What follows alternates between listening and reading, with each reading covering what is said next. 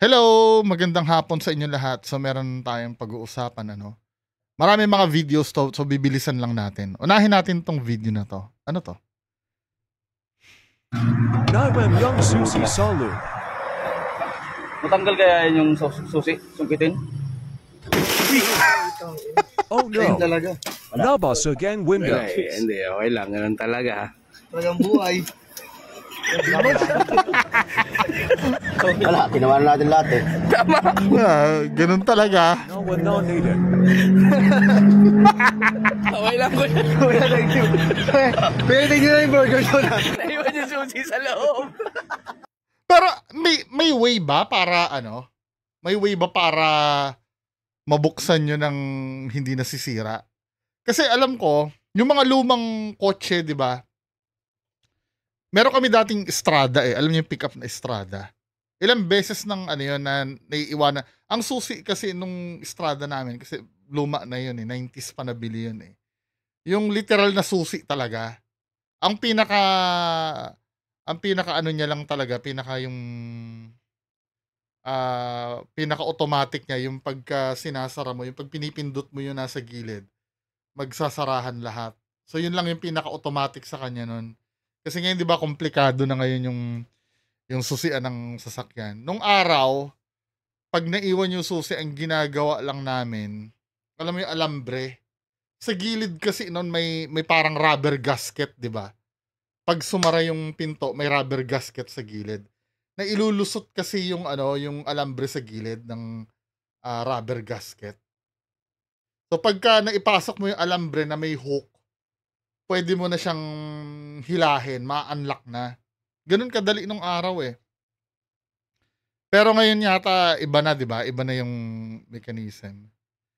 Well, hindi, may isip pa ba kayong ibang paraan para mabuksan nyo ng walang basagan?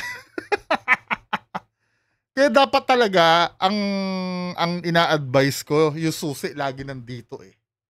Lagi nandito sa belt eh. Ganun ang laging ginagawa ko eh.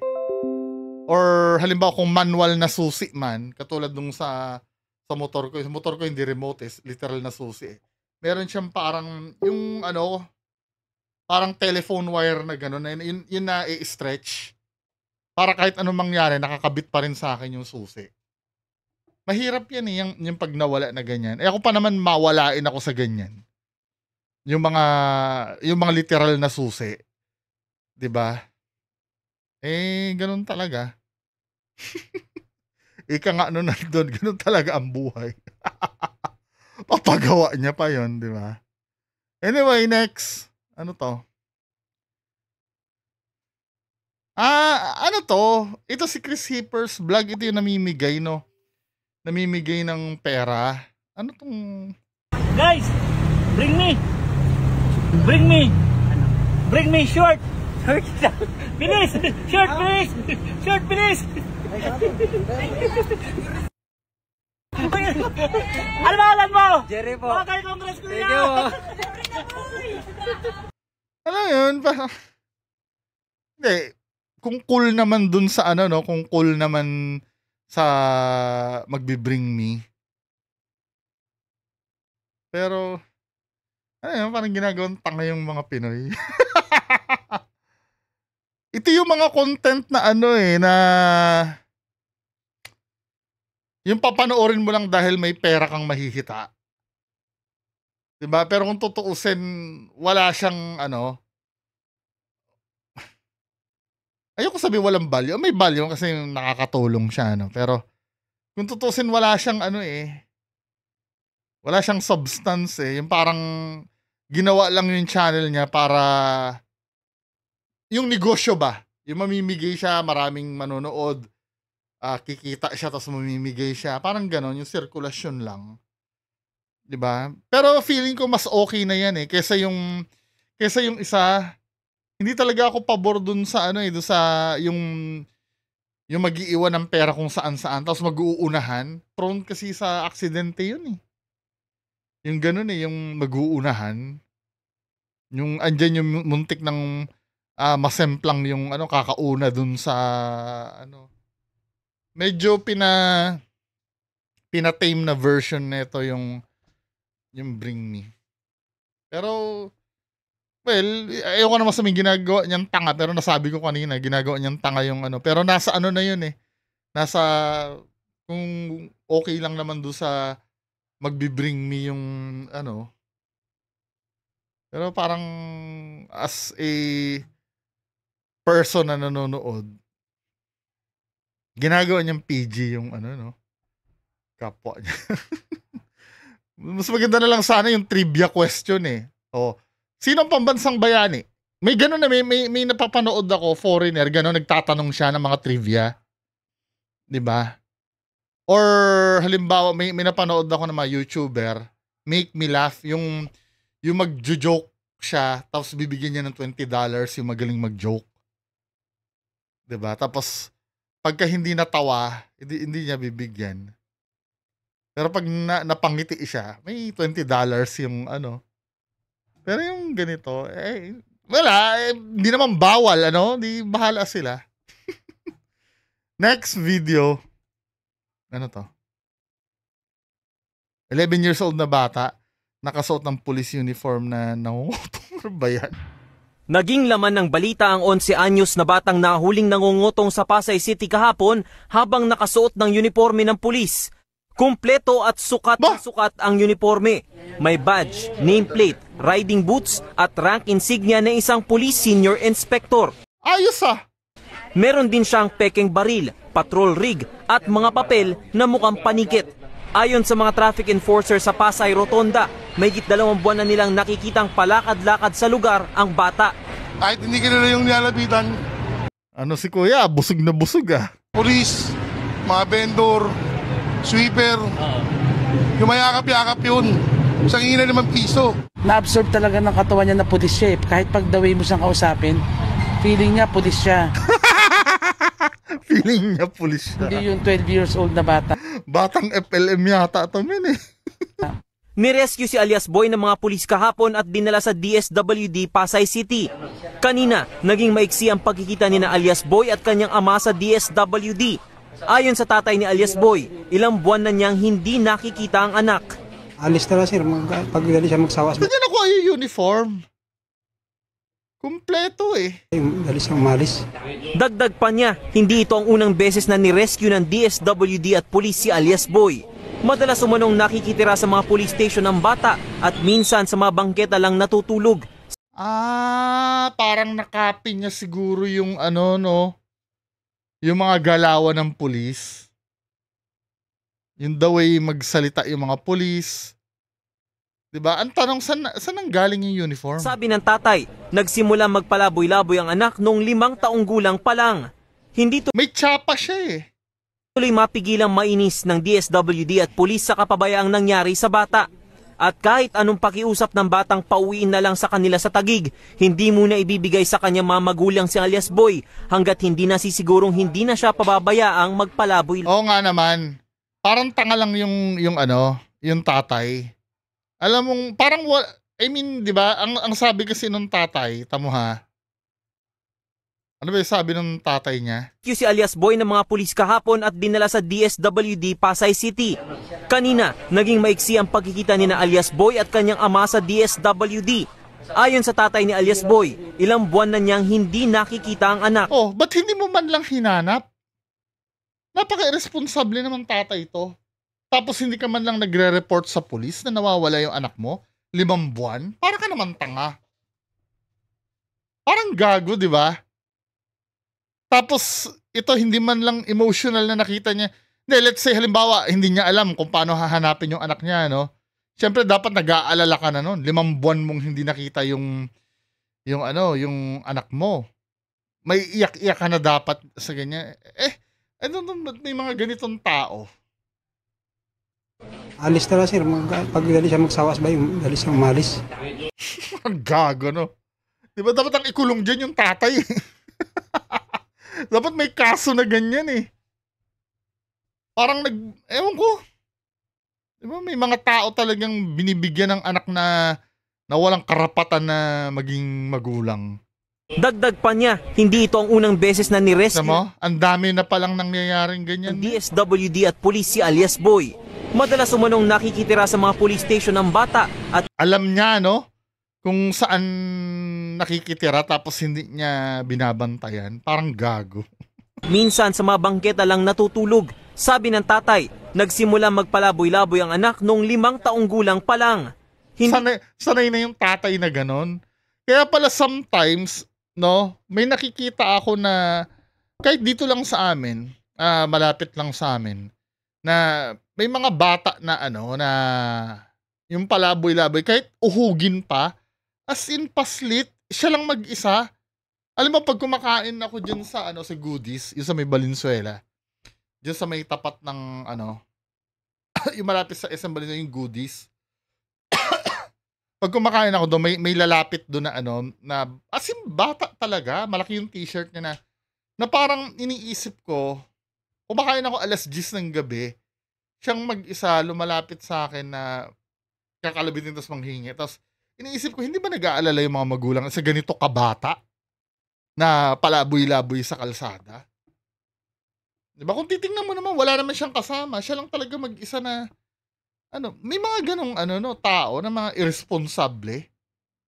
Hindi, nakakahinanakit kasi sa mga magulang na ganyan. Pasalamat kayo, walang sakit ang anak nyo. Di ba? Walang sakit ang anak nyo, healthy yung anak nyo, tapos hinahayaan yung ganyan. Samantalang yung mga magulang na mahal yung anak nila, nagkakaroon ng sakit, hindi malaman kung saan ipapagamot. Ang swerte-swerte nyo. Hindi mo buwan na hindi umuwi yung anak mo, wala lang sa'yo, tapos ganyan ka-healthy? Bullshit, di ba? Dapat ikulong yung tatay na yun eh. Ituloy mapigilang mainis ng DSWD at talaga nakakainis. Pulis sa kapabayaang nangyari sa bata. At kahit anong pakiusap ng batang pauwiin na lang sa kanila sa Taguig, hindi muna ibibigay sa kanyang mga magulang si alias Boy. Mga magulang, so yung nanay buhay pa rin. Hanggat hindi nasisigurong hindi na siya pababayaang magpalaboy-laboy. Bukod dito, wala ring permanenteng trabaho ang ama. Pag-aaralan po namin kung ano ang mabuti sa kanya at kung paano po ang gagawin dito sa mga magulang. Sisiya sa atin din ng mga otoridad kung may nag-utos kay alias Boy na mangotong. Ayon kasi sa DSWD, may nabanggit na mga pangalan ng bata na inaabot at umanya ng perang kinikita mula sa panghihingi na minsay umaabot ng 500 piso. Tinanggi naman ng tatay ni alias Boy na pinagtatrabaho nila ang bata. Pinaimbestigahan na rin ng PNP kung paano nakakuha ng kumpletong uniforme ang bata. Oo nga, no? Saan kaya nakuha yun? Baka mamaya plot twist niyan, yung tatay niya rin na nagbigay ng uniform niyan eh. Fit na fit sa kanya, oh. Tignan nyo. Oh? Sukot na sukot sa kanya eh. Pero feeling ko siguro nakuha niya sa basurahan. Siguro costume yan. Alam niyo yung sa school, yung mga nagsusuot ng doktor kunyari, ng mga nurse kunyari. 'Di ba? Yung parang sa Labor Day, yung mga ganon. Feeling ko dun nakuha yan eh. Kasi kumpleto eh, oh.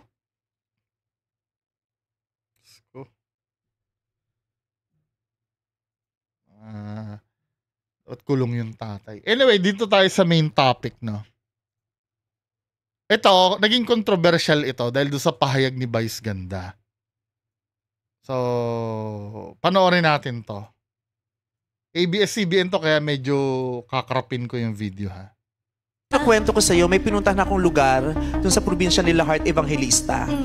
Ito na siguro ang pinakadirektang patama ni Vice Ganda kay Heart Evangelista sa lahat ng kanyang televised na eksena o ganap. It's a survivor! Ito yung tawag dito, yung tinapik natin kanina, di ba? Ang pangalan ni Heart at ang balwarte ng kanyang asawang si Senator Cheese Escudero, ang Sorsogon. Na isang paaralan na walang reading materials, pinagawa ko yung eskwelahan at nagpadala ako ng tulong doon kasi walang reading materials, bulok yung paaralan doon sa lugar nila Evangelista. I cried so much when I saw that school. kailangang ayusin ang paaralan. Kailangang tulungan ng mga magulang na mailagay sa paaralan ang mga anak. Kailangan ng tulong ng mga Pilipinong magulang mula sa pamahalaan.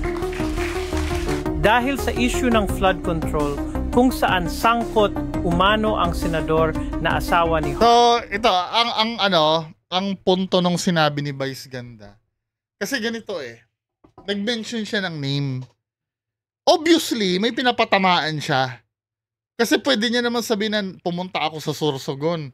Nakita ko bulok yung school. Bulok yung school. Parang ganyan, yung hindi maganda. Now, nagpahayag ng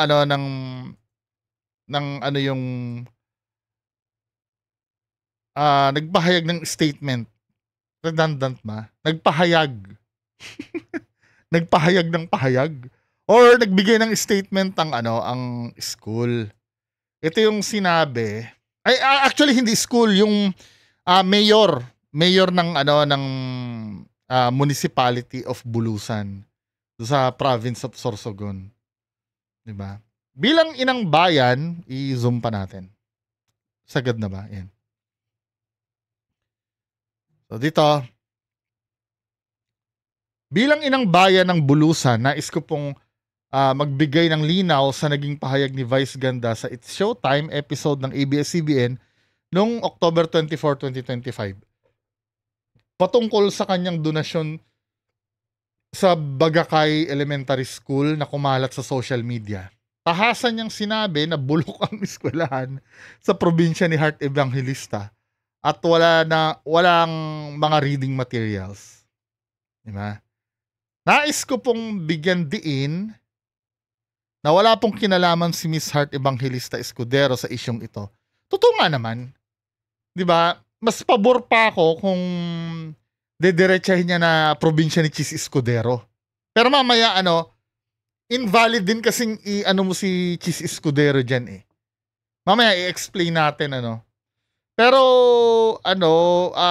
hindi ko naiintindihan bakit nga naman si Heart Evangelista yung binanata niya dahil asawa ni Chis Escudero na sangkot sa isang anomalya na kasi let's say kasi parang nasaktan sila yung yung sinabing bulok pero kung totoo naman kasi ako nung narinig ko yung sinabi ni Vice Ganda, nagigets ko yung gusto niya sabihin. Siguro may gusto siyang gisingin na huy, yung probinsya mo sometimes kasi need mong makarinig ng masakit para seryosohin ang tao 'di ba? Dumalaw po sa Bagakay Elementary School si Vice Ganda nung September, ang tagal na pala, September 26, 2023. At nag-pledge siya na magbibigay ng donasyon sa paaralan. Ang unang donasyon, 50,000, ay pinadala sa school head noong December 22, 2023. Sinundan ito ng karagdagang donasyon noong January 7, 2024, January 24 at January 30 na nagkakahalaga ng 17,360. Ang kabuuan donasyon ay 67,360 at ang naging proyekto ay ang pagpapasaayos ng bintana at pinto at pagplaster ng dingding ng makeshift classroom. Paglalagay ng tiles sa isang comfort room at pagkabit ng internet at bayad ng internet bill sa loob ng 3 buwan. Taos-pusong nagpapasalamat ang LGU Bulusan sa donasyon na naibigay at sa kanyang kagandahang loob. Naayos po ang makeshift classroom na inumpisahan ng Parents Teachers Association at may pondo din galing sa school MOE. Ano yung MOE? Anyway, kung ano man yun at Special Education Fund ng LGU. Gusto po naming ipabatid na bago man dumalaw ang team ni Vice Ganda sa naturang paaralan, meron na pong permanenteng classroom na galing sa DepEd At kumpleto ang aklat at supplementary reading materials na required po ng kagawaran. Sa katunayan, noong Mayo 11, 2023, inilunsad dito ng DepEd Sorsogon ang reading program na Project Target. Kaya mayroon ng mga supplementary reading materials na ginagamit ang mga mag-aaral. Ang reading kiosk na nahandugan ni Vice Ganda ng karagdagang reading materials ay initiative po ng mga magulang para may pook pahingahan din ang mga bata at makapagbasa sa kanilang bakanting oras. Nagpapasalamat po ang LGU Bulusan sa ipinakitang malasakit ni Vice Ganda, ngunit ang paraan ng pagsasamadla ng kanyang donasyon na may komentong bulok at walang reading materials ay nagdulot ng kahihiyan sa baga kay... Oo, medyo naiintindihan ko naman yung part na yon. 'Di ba? Parang lumalabas yung pamunuan nila doon ay walang kwenta. Tapos sabay ang sisisihin niya si Heart yun ang ano ko, hindi naman yung sinasabi na sinisisi niya si Heart Evangelista. Pero yun kasi yung dating eh. Yun kasi yung message na nare-receive ng mga tao na parang ang naririnig ng mga tao na puro pasarap si Heart. Although na hindi ito yung word ha, kasi ang message na ipaparating, lalo na nung nabasa ko yun, parang ang dating, itong mga sila Heart Evangelista, pasarap lang ng pasarap, pero yung school nila bulok, 'di ba? Well, kung totoo man yun, kasi meron ding, I think may mga guro din, or mga parents din, na nagpapanatili na maayos yung school para sa mga anak nila. I'm so sure dahil mga anak na hindi naman siguro papayag na bulok yung school na papasukan ng anak nila, 'di ba? Siguro sa standard ni Vice Ganda 'yon, yung pagiging bulok. Siyempre sanay siya dito sa Maynila na ang typical na school ay sementado, may electric fan, maganda ang ilaw, bagong pintura, 'di ba? Kaya lang subjective kasi yung pagkakasabi ng bulok eh. Maaaring yung bulok na tinutukoy ni Vice Ganda ay maayos na yun para sa kanila. 'Di ba? At yung natatamaan kasi yung mga guro doon na hindi naman biro din yung pinagdadaanan nila doon sa probinsya. Siguro kung may word siguro na pwedeng sabihin na kasi may word siguro na pwedeng sabihin na hindi naman ganun ka brutal. Siguro pwede niya sabihin na merong school na hindi paano ba magandang na hindi naman sasabing bulok. Meron ako nakita na isang school na mukhang napabayaan yon. Napabayaan. Or tinulungan ko na lang. Huwag mo nang sabihin, huwag mo i-describe yung Kasi ang goal ni Vice Ganda kasi doon, patamaan talaga. Huwag tayo magplastikan kahit na technically natin na hindi, na-mention lang na kasi kaplastikan na lang yun eh. Pero in reality, alam naman natin yung message na pinaparating ni Vice Ganda. Na sila Heart Evangelista puro pasarap, samantalang yung nila, yung probinsya nila ay pinapabayaan. Ganun kasi ang message. Huwag na tayo magplastikan. Ganun talaga ang gustong iparating ni Vice Ganda. Kaya lang, ang mali doon sa sinabi kasi ni Vice Ganda, unang-una, ang asawa ni Heart Evangelista ay senador. Hindi naman trabaho ng senador kasi ang magpagawa ng mga classroom. 'Di ba? Ang trabaho ng senador gumawa ng batas. Kaya hindi rin pwedeng sisihin, although na yes kung may influence si Chis Escudero, pwede niyang talagang pagandahin yung nasasakupan niya. Pero technically hindi mo pwedeng sisihin si Chis Escudero, hindi niya trabaho 'yan. Kaya nga 'di ba sinabi dun sa KMJS yung katakot-takot na kurakot na episode. Meron dun nagsabi na pag mayroong pinapagawang infrastructure sa probinsya nyo, tapos lalagyan ng picture ng congressman or senador, kilabutan na kayo. Kasi hindi trabaho daw ng senador at congressman na magpatayo ng infrastructure. Ang trabaho niyan ay gumawa ng batas. 'Di ba? Kaya diyan nagkakandaletse-letse. Siguro may time na ano, no? Siguro may ano kasi si Vice Ganda, may agenda siya na ano na talaga may patamaan May goal siya na patamaan dun sa sinabi niya Hindi niya lang siguro naisip ng maayos. Alam ko yung concern. 'Di ba? Alam ko yung punto ni Vice Ganda na kailangan niyang manggising. Pero dito sa part na to, parang medyo medyo sablay ng konti lang naman. 'Di ba? Bagamat pabor ako dun sa gustong mangyari ni Vice Ganda, pero parang hindi masyadong pinag-isipan. Parang yung on the spot niya na naisip yun na, uy, patamaan ko to. 'Di ba? Para maipamukha ko din at the same time na ako ay tumutulong, sila hindi. Parang ganun kasi 'Di ba? Ngunit sa paraang pagsasamadla, kasi parang ipinahiya niya nga Nakakahiya talaga to. Lalo kung 2023 pa naman nangyari. 'Di ba? Pinahiya niya yung yung school. Parang bulok pala, 'di ba? Hindi nga sinabi ni Vice Ganda yung date kung kailan Parang ang nangyari neto lang 'di ba?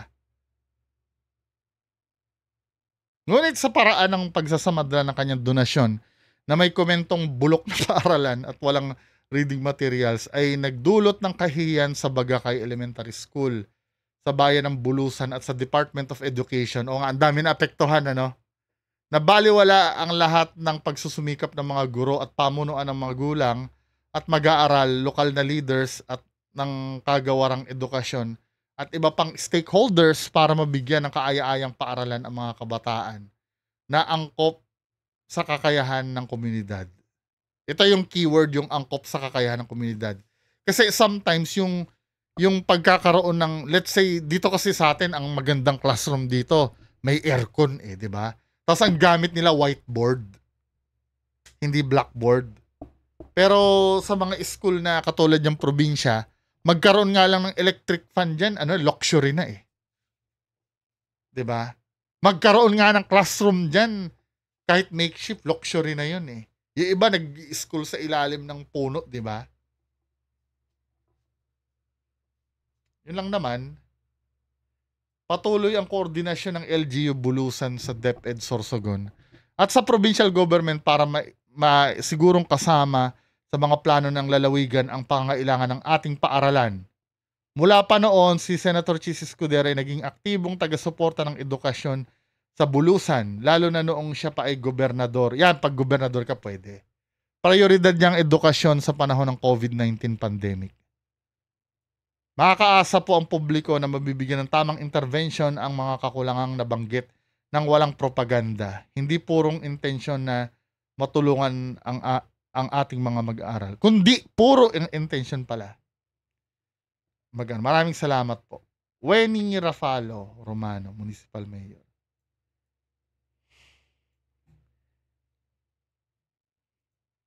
Ako, ang hatol ko may gusto lang naman talaga kasing gawin si Vice Ganda. Gusto niya lang naman siguro maging eye-opener. 'Di ba? Kasama niya ako doon.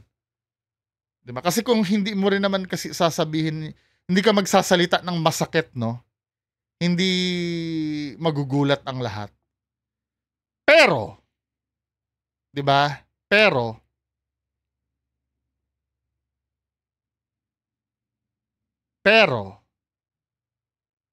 dapat balansehin din na wala rin tatamaan.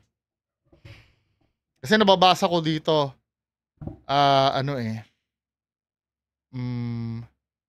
pabor sila lahat sa sa sinabi ni Vice Ganda Pero kung wala namang masama doon, dapat hindi siya kukontrahin nito. At nagpasalamat din naman sa kanya doon sa 67,000 niya. Diba? Mas maganda sana hindi na lang siya nagbanggit ng lugar. Sinabi niya lang sana, alam mo may tinulungan akong school. Itong school na to, probinsya ito ng ng kilalang politiko na sangkot ngayon sa flood control Diba? Ang bulok ng school. Mas maganda pa yung ganun Pero yung sa kagustuhan mong madiin si Escudero. Kahit ako din naman, gigil din ako dun Kaya lang may ibang nagsuffer ng kahihiyan. Diba? Anyway, anong tingin nyo dyan? Comment nga kayo sa baba mga men. Yun lang po, magandang hapon sa inyo lahat. Bye-bye.